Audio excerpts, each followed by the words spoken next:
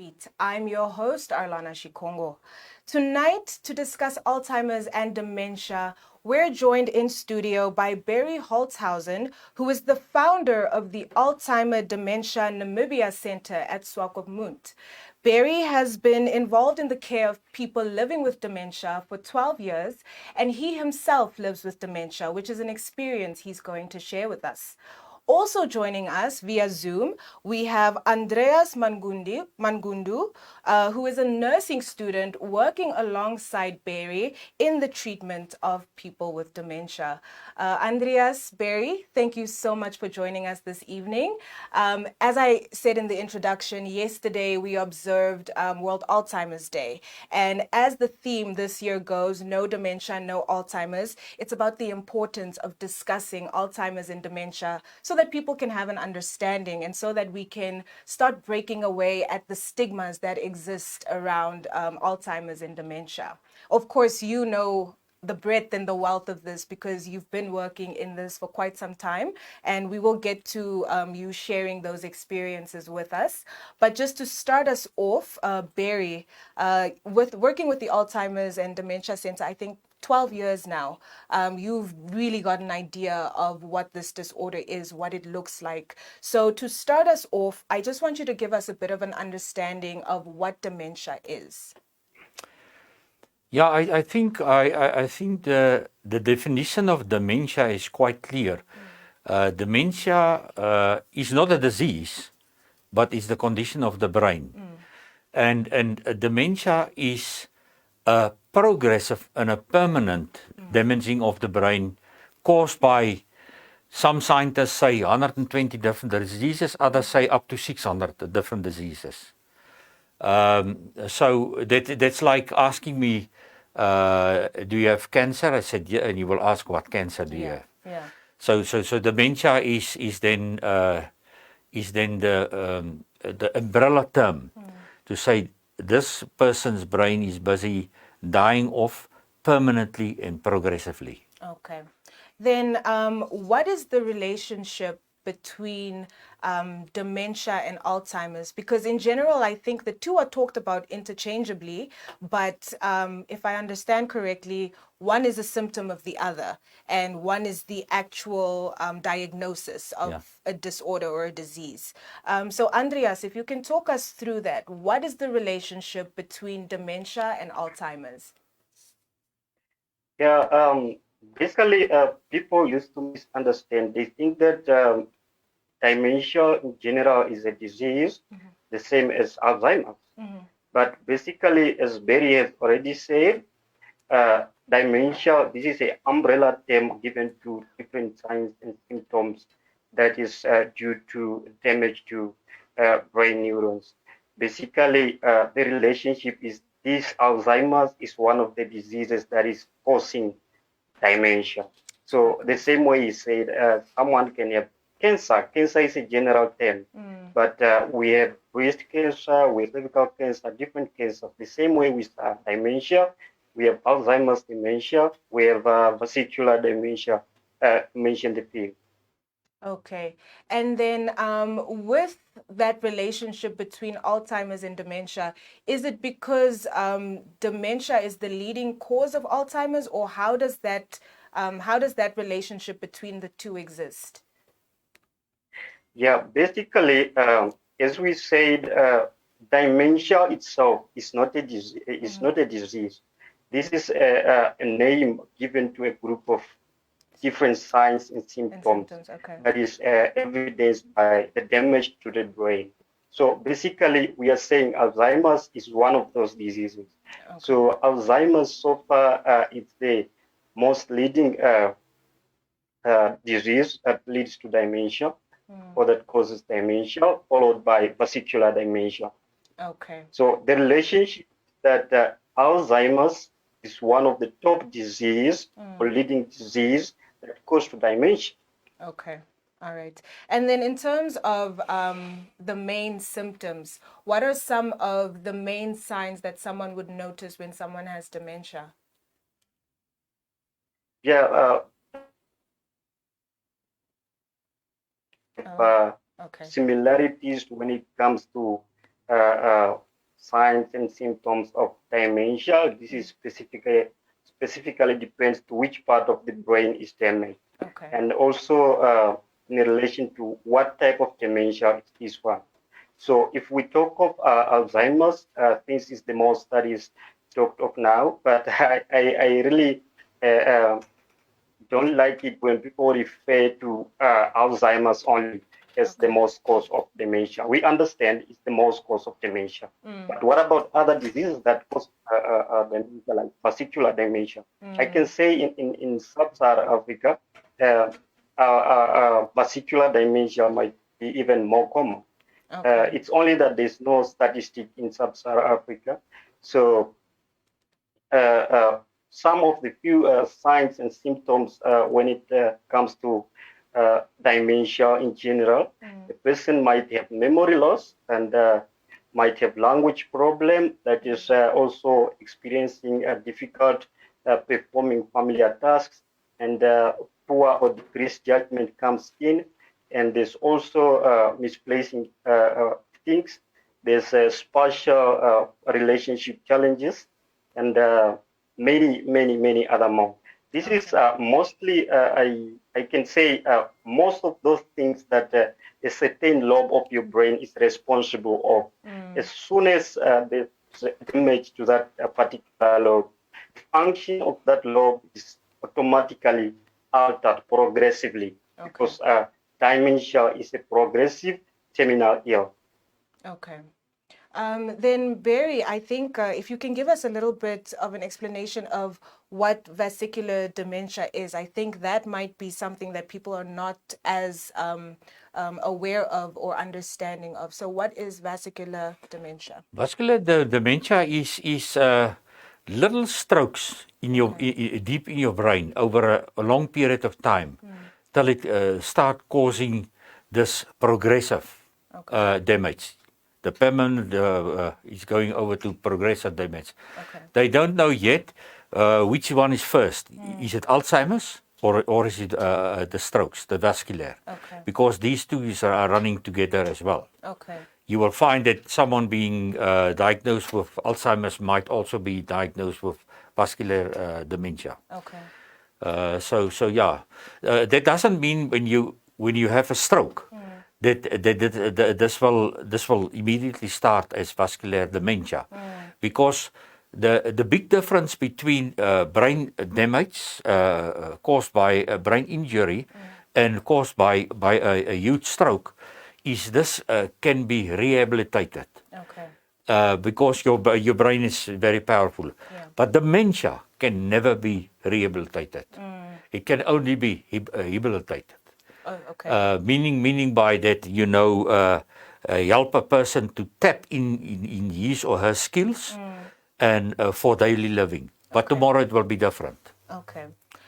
So then in Namibia, as Andrias had mentioned, of course, there isn't conclusive data on, the statistics for any of these forms of dementia.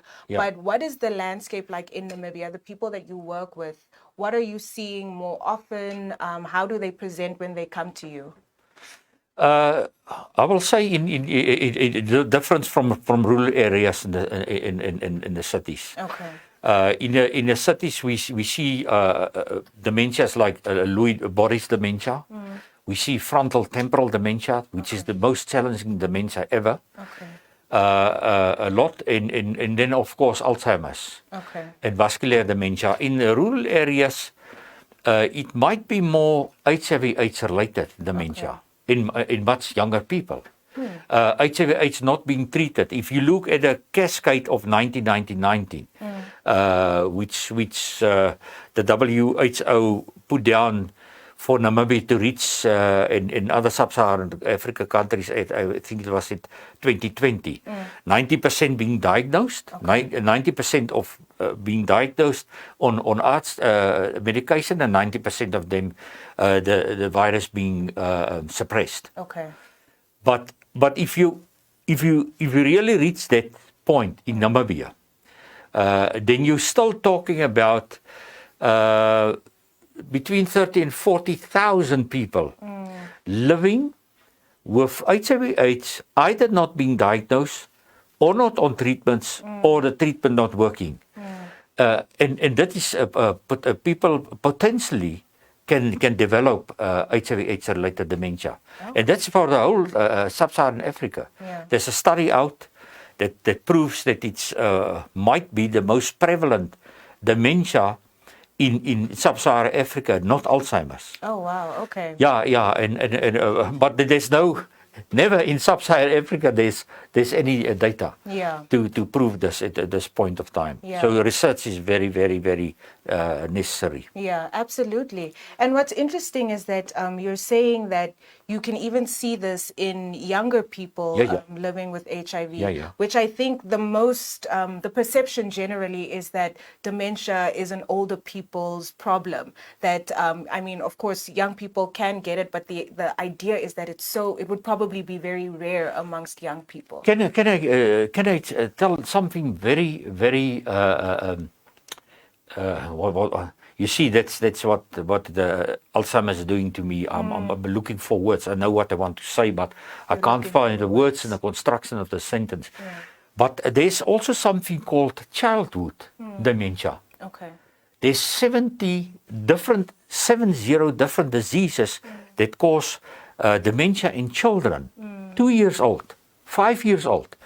Just after they start walking, talking, all of a sudden, they getting this permanent and progressive damage of the brain, and they stop talking and walking and can't recognize their beloveds, their mother and their fathers, and they will die before they reach adulthood. One out of every 2,800 babies being born in Australia will develop a childhood dementia. Oh wow! Yeah, and you see that is because people think it's a disease for elderly people, or you're just getting old. That's why you forget, and everyone's getting old. Will forget. That is the biggest lie ever in the world about dementia, and that's why we do this active and aggressive awareness education. Yeah, which is very needed, clearly. Very, very needed. And Andrias can tell you more about the stigma and discrimination that's coming with this, which is really crazy. Yeah, absolutely. And in that vein, let's move over to that because as we know, with most anything that affects the brain, anything that is neuropsychological, our cultures and our traditions tend to create these narratives of someone being bewitched or some demonic possession or any, those kind of narratives are what's pushed and put out in our cultures and our tradition. So Andrias, just the work that you've done, the experiences that you've had, can you talk to us a little bit more about the stigma that you've seen happening on a community level? Yeah, basically, I would like first to go like this. It's only that due to lack of knowledge about dementia, plays a very negative role in our society. And it might be one of the biggest reason or leading cause of poverty and much of stigmatization and even poor performance when it comes to learners for these children who are going to school, whereby their parents being affected by this or any of their family members being affected by this. And I always used to say, someone who's living with dementia, person should first understand their needs, because this someone living with dementia has a potential of not being able to communicate what they are feeling, not be able to communicate to you what do they want currently. It's quite a challenging thing. So it's basically we focus on unmet needs. This is one thing that plays a much more important role in when it comes to their behaviors, and moods. So when it comes to stigmatization within our societies, I'm from the society. I grew up within the society. So most of the signs and symptoms of dementia, maybe to mention the few that is more common in our society, you find out that this particular person, as we all know, now everyone knows me that I can communicate, I can solve my problem, I can control my emotions, I can have empathy for this particular person, and I can sympathize with someone, I can reason better, and I can negotiate. I'm capable of making decisions of my own pertaining my life. But this changes as soon as I develop dementia.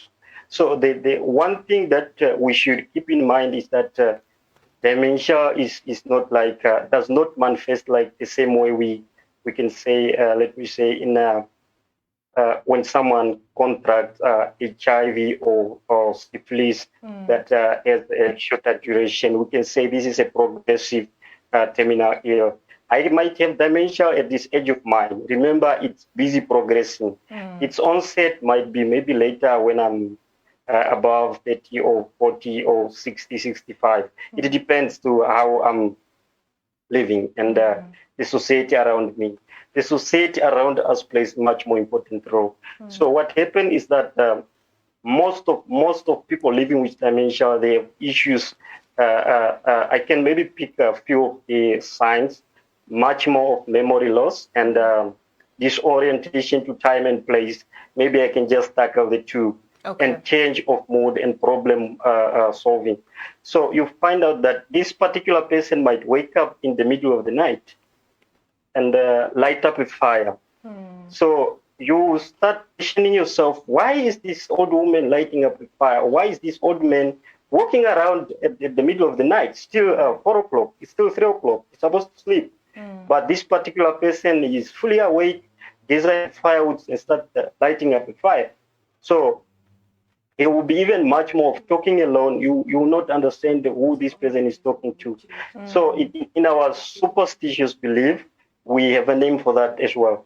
And also you notice that this person, throughout his entire life, how he's known, he can go to the bush or go to the river, or he can prepare a porridge, he can prepare anything, just familiar tasks, he can do it accordingly. But as dementia progresses, remember, dementia is a permanent. Whatever it grabs, it's gone for good. It's gone for good. What will happen that you won't be able to do the things that you used to do accordingly, but you will have the heart of doing it, but you won't do it effectively. People, they will see that, something is wrong. And you will see sometimes this person will just walk out in a broad daylight naked, or will just go and defecate near someone's house or in someone's field or kraal. So all these signs and symptoms, I normally used to refer it as a signs of Africa. We have this, like the way we try to explain the unexplainable. We say, no, why perhaps this person is like this? Why does this person have to come and defecate in my field? So we are going to attribute all these acts that they are doing because we do not know what are their needs. Exactly. That's what I said. For you to be able to understand a person living with dementia, you need to have the knowledge of dementia. On top of that, and you need to understand what are their needs. Then you'll be able to help them. That means if you don't know what are their needs are, you won't be able to help them. Absolutely. You're totally going to misunderstand them. So what will happen now when someone comes and all of a sudden you remember this person is old, has gray hair, just come to the field or come into your home or in the corner of your home yard and start defecating there. This is an old person. So it's totally something that is unacceptable in our culture. So we refer to as this is part of witchcraft. So we also begin to notice this person, let's say, person was a teacher or he was a headman. Why is he doing this? So we totally conclude, and most of the times, especially in old women, they are most caring people that I have ever known. So they have a heart of a baby. So they will always try to share the little that they have. sometimes you might pop up in this old granny's heart. Maybe she had food brought to her, and she'll tell you, no, are you Andrias? Like, no. I'm Sigeni. Who is Sigeni? I'm grandson. My grandson. Okay. I know. Who's your mother? Remember the person telling you she knows you, still asking you who's your mother. That is your biological grandmother asking you such a thing. And they said, no, I thought it Mangundu, because Mangundu was here. It's the one I gave to eat a pap which was here. Check if it's he left some, then you can take. So you, in the sense that Mangundu passed away 5 or 2 years back, maybe due to car accident or other natural death. So what will come in your mind is that I think this old granny is a witch. Probably why is she talking of Mangundu? Mangundu that we know the person is dead. I think she's behind Mangundu's death. So Mangundu is back haunting her. So we attribute all this. And what happened is that there's a part in our brain called hippocampus. This it plays a much more important role when it comes to memory. It's the one that's responsible for formation of new memories and be transported where it can be stored for future use. So what will happen now is if this area of your brain is being damaged, it's automatically that the daily activities that are going to happen will not be created or formed within your brain. Happens and does it for good. Okay. So you find out that this person will keep telling you same story over and over. These are old stories, no new stories. Why? Because the person has previous history only. What is remaining in his entire life is what he knows. But new things, he can't learn it. Yeah. He can't live, he can't learn new things. So basically, now let's come to a point where someone is being called a witch in the name of dementia symptoms. Yeah. I can also say sometimes we do not understand that what happens with our family members. So it's us who contribute. Anxiety is one thing that also contributes to dementia. Because it will play much more in your brain. So what will happen is fear is going to be instilled within your brain. Remember someone being called a witch. This is a very bad name. So you'll be scared because people are going to start insulting you, ostracize you, chase you out of the community, even attempt to kill you. We have a lot of cases where all the people being hacked. Oh, wow. Just because of the behaviors that they are presenting. It's not how they know them. Why? Because we do not understand dementia. So when this particular person is being indicated as a witch, remember all the household is affected. So in this house that is affected, there are children that are going to school. Yeah. So within the community, there are still children who are also going to school. So let's say in case this certain or particular child performs better, has been performing better in his or her academic.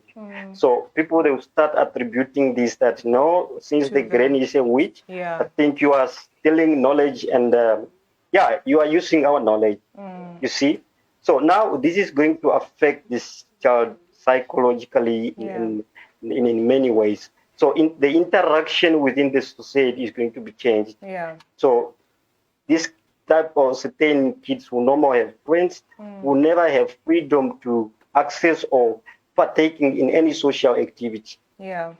That is a Why? very Because interesting that is a very interesting perspective, because I think nobody thinks about the widespread stigmatization and ostracization as well, and that it trickles down and it affects an entire family and not just an individual. So that is a very important perspective to hear. And that's on a community level, which I think will probably surprise many of our viewers. But I also want to get the perspective from the more urban areas, the cities, is the level of stigma the same? That is exactly the same, just in other ways. Okay. Yeah, you know what I immediately do when you are diagnosed, you are being disengaged from life. Immediately, they take away your car keys and your cell phone and whatever. You know, you can't do your own banking anymore, and this also affects the broader family, the extended family. Yeah. Yeah, start calling you names and think you just common and stupid. And all of a sudden, other people are making decisions over your own life. Yeah. They take everything away. I mean, this is a gross violation of human rights. Absolutely. Yeah. I still have need the opportunity to make a decision what will happen from my life from here on. It's a terminal illness. How I'm going to die, where I'm going to die, who's going to take care of me, who do I want to be in control of my finances and stuff like that. So it's just on another level, but exactly what Andrias was explaining. This is just another name for witchcraft. Is because people are also jealous. There's also a lot of fear involved in this, and there's a lot of tensions in the family because they think you just doing stuff on purpose. You can't find your way at night to the bathroom, and you use the corner of, you know, then everyone is angry with you, and they keep you in your house.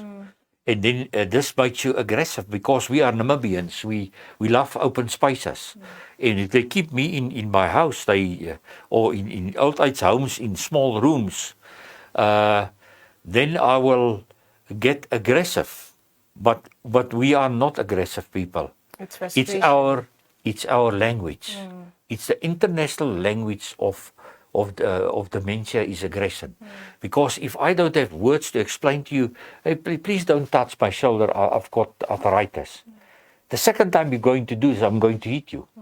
Because I'm going to tell to you, don't do this. I don't have the words anymore to do. So in the way Andrias have explained, you know, it's exactly the same stigma, discrimination. You are being treated not as a human anymore.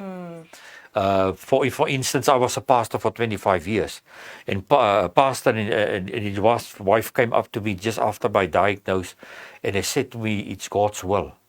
And I said to them, "Then I don't want to believe in your God, because if God is giving me a disease, which I was helping other people for many years, built a place." Where we can care for people, and God is giving me this disease for what reason? What type of God is that? What love is this? You see, and all of this, you know, there's a lot of things going on, like you have noticed immediately. You know, it's not only a disease for a person, it's a disease for a community.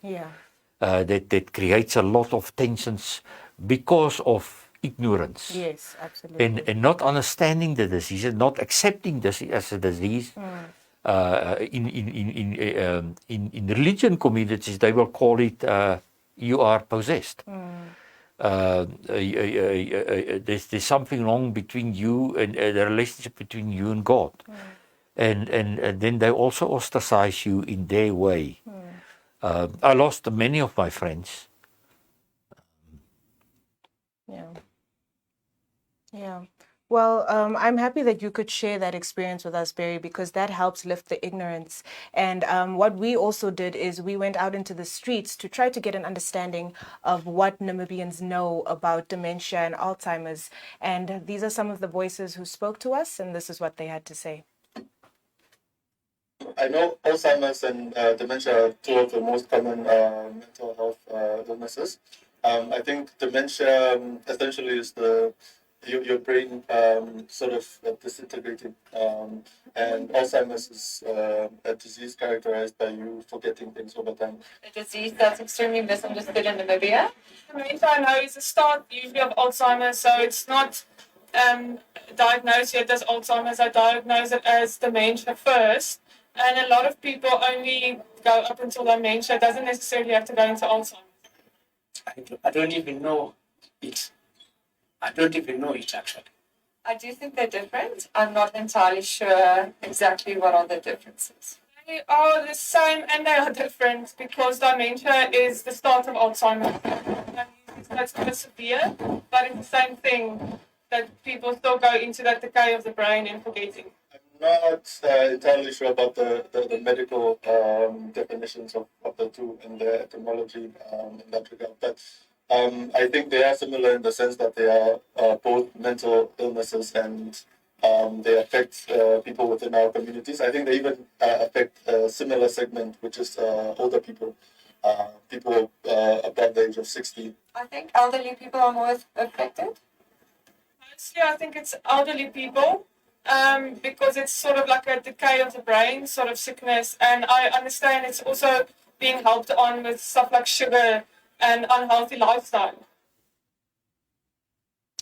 Yeah, so that is some of the community voices that we got to hear from. And Berrie, as you saw, there is a lot of not understanding. I don't want to say ignorance necessarily, but just the knowledge of dementia and Alzheimer's is just completely not there. And I mean, at the end of the day, it makes sense because like most things that have to do with the brain, nobody ever talks to us about it. You're not necessarily learning about it in school unless you're doing a workshop specifically targeted at that. You might not even ever hear about it in your lifetime. Yeah. And that's currently the reality of where we are.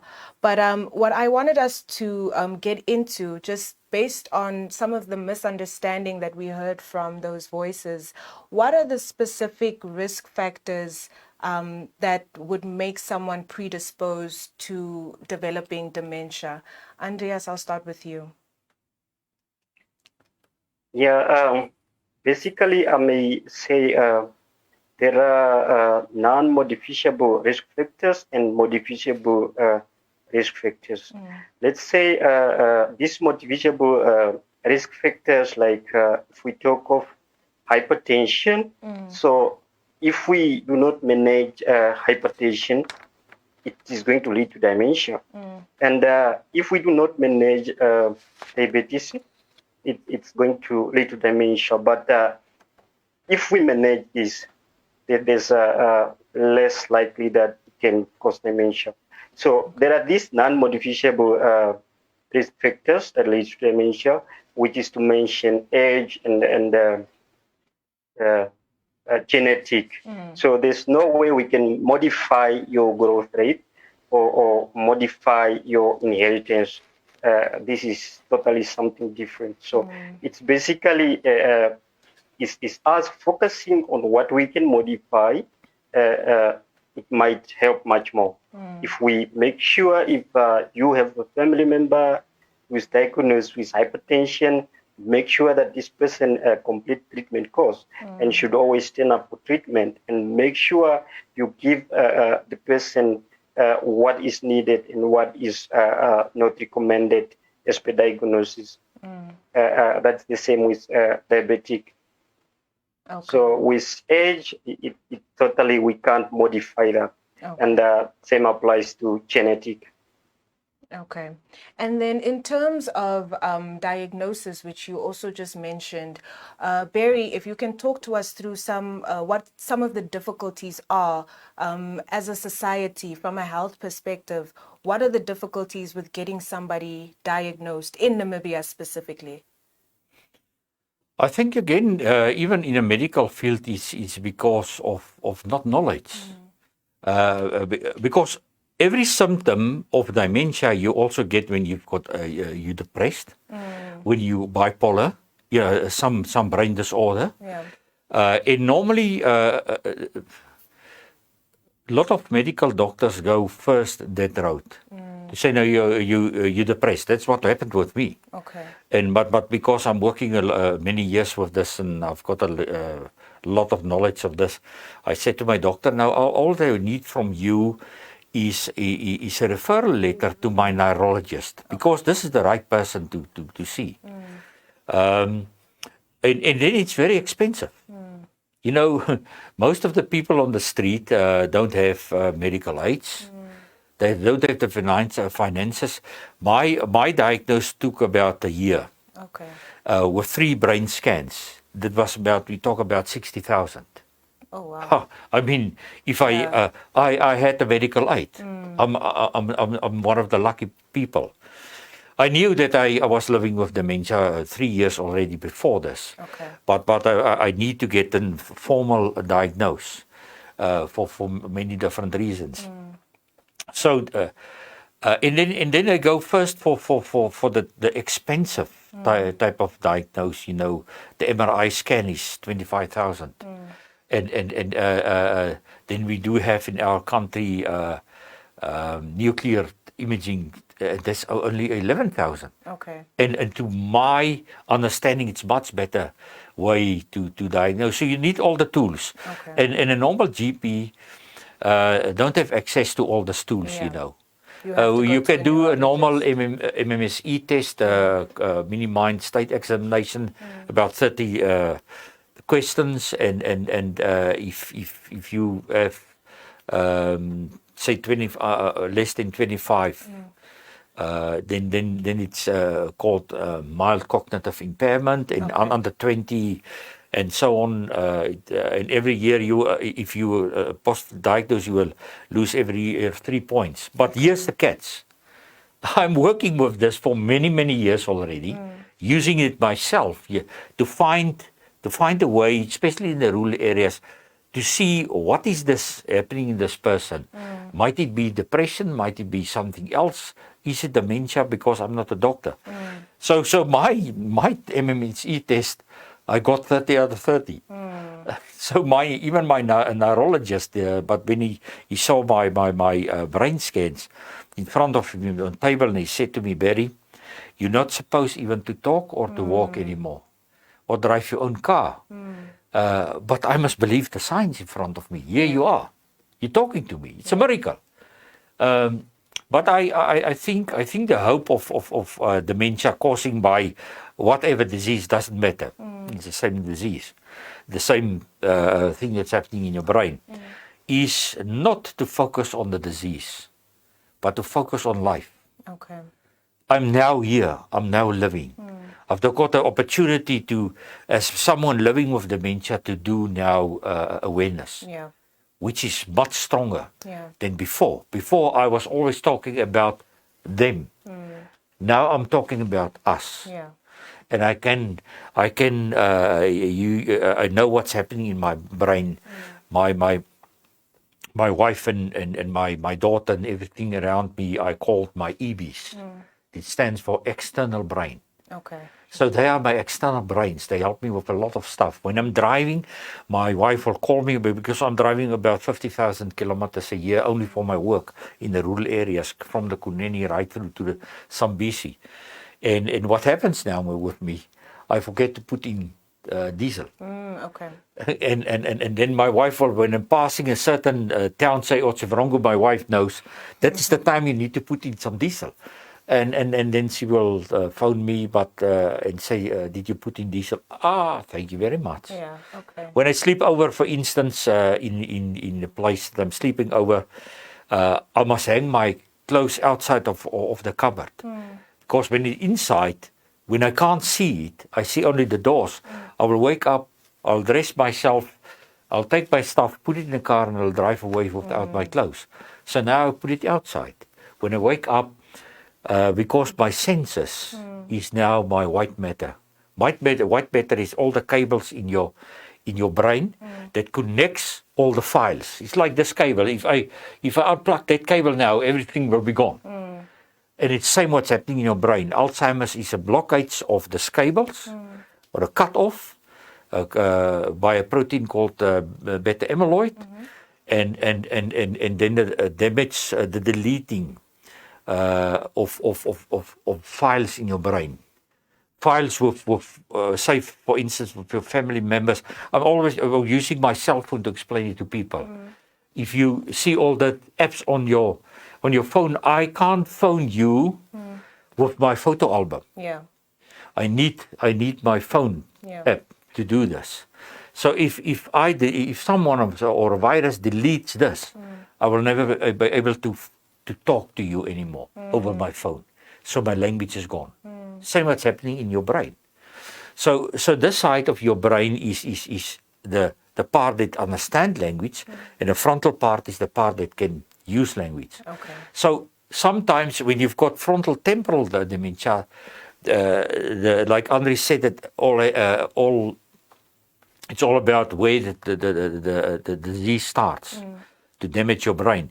So it might start in my temporal side, and then I can talk to you like this now, but I don't understand the word what you're saying to me. Okay. And then people say, why is the person like this? He can talk, but he pretend that he can't understand me. You tell me, just pass on, we eating together, pass me on the salt, and I'll look at the salt container and look at you and look at the salt container, because you're pointing there, but I don't know what you mean. Are you telling me something about this, or I can't understand you anymore. Yeah. So this is the challenging things, and and if one focus on this, I focus on all my senses, my smelling, my tasting, my hearing, my eyes, what I'm seeing, and this helps me a lot to live a quality of life. Yeah, and perhaps a good message to put out there for other people living with dementia is to focus on your senses to help guide you, to be that white matter. Yeah. And I'm sure that as you assist people living with dementia, these are the same kind of skills that you teach them and has now also been able to help you. Andrias, just from your end, what are some of the hurdles that you've seen on a community level with people getting adequate diagnosis and treatment? Yeah, basically, Berrie almost mentioned much of it. I can also say that both medical practitioners are not trained about dementia, but everyone is the same as the ideas of our colleagues that we had. They misunderstand between Alzheimer's and dementia. They think Alzheimer's is the same the same as dementia. But what we are saying here is, if you have Alzheimer's, you have dementia. If you have vascular dementia, you have dementia. If you have frontotemporal, you do have dementia. You see, these are just dementia. Basically, is a class of symptoms that is due to these diseases or caused by these diseases. So what happens now is that we have been also working in rural area here and there, raising awareness, and we also have used a small tool, MMSD, that is mini brain test. So what we try to do is we ask few questions, and best is the family member who knows the history of this person, how the person has been living. So compared to how they are seeing them now, is there a difference between their previous features to the current?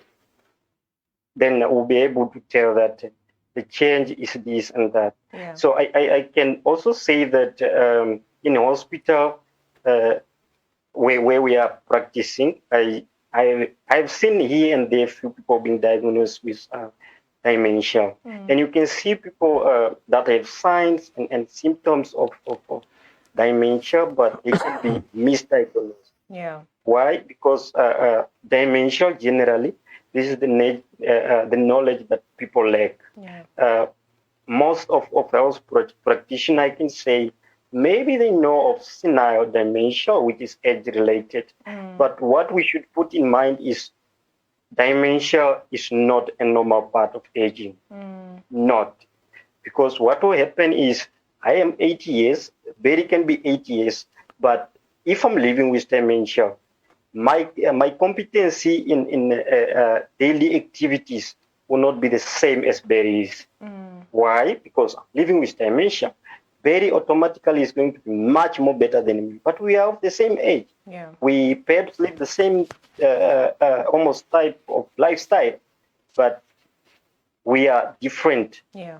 The way we do things and the way we behave. Okay. So basically, it's tough because people doesn't have the knowledge of what this disease is. So sometimes, as Berrie said, they are normally being mistaken for depression and also sometimes psychotic. They can diagnose a person with psychotic because a special frontotemporal dementia.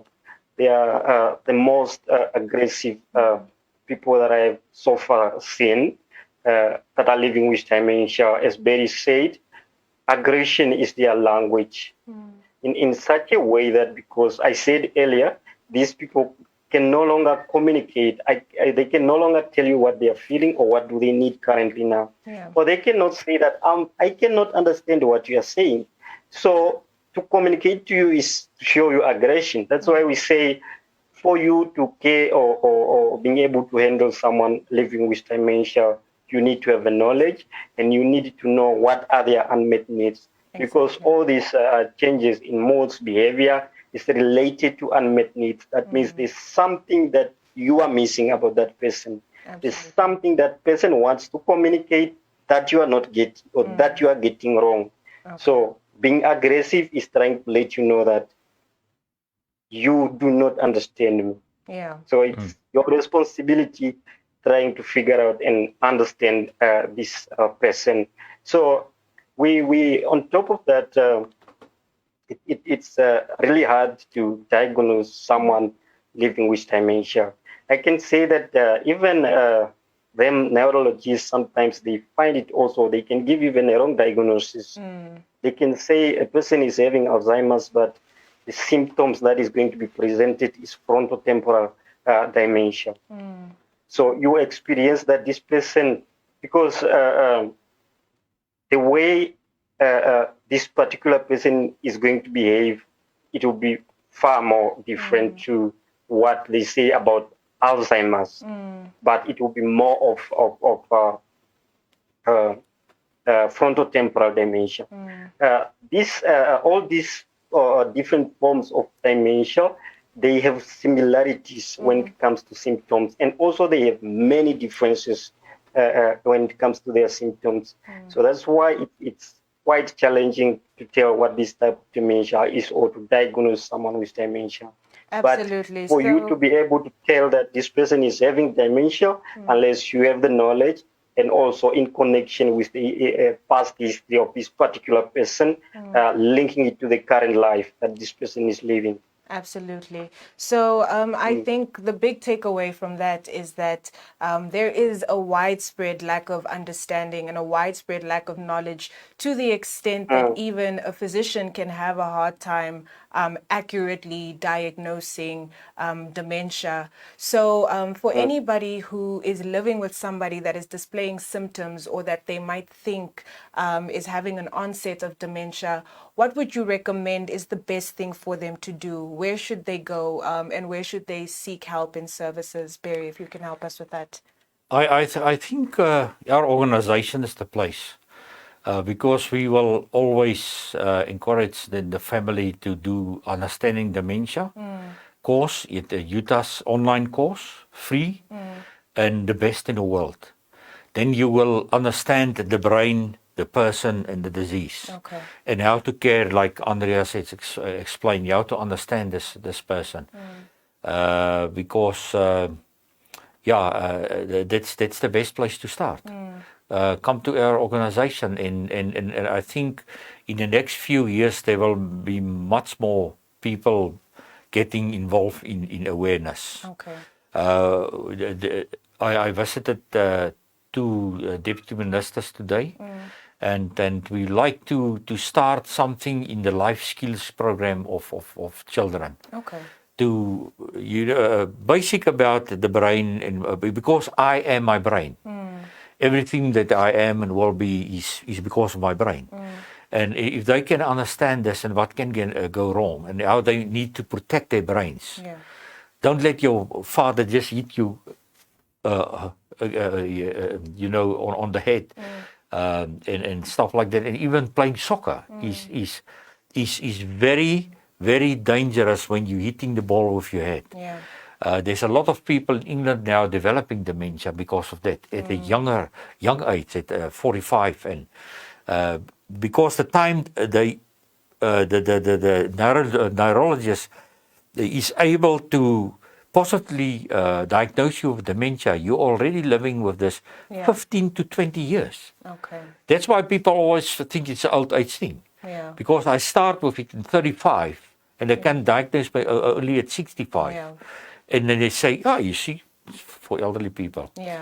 But yeah, I think the best thing is to get the knowledge first. Absolutely. Even if it's not dementia, doesn't matter, it's the same symptoms. Then you need, then you know how to help this person, not accuse them of being a witch or not accuse them of being doing stuff on purpose. Absolutely. Thank you so much for sharing that, Berrie. And everybody can find Alzheimer Dementia Namibia online. You have an online Facebook, presence. yeah, we're all over the internet. Okay, perfect. Well, that brings us to the end of the show. Berrie, at some point, I would absolutely love to talk to you more about the discussion of integrating knowledge and understanding of the brain into life skills. I think that will help a lot with bringing knowledge and understanding to just how the brain works and how these disorders can develop in somebody.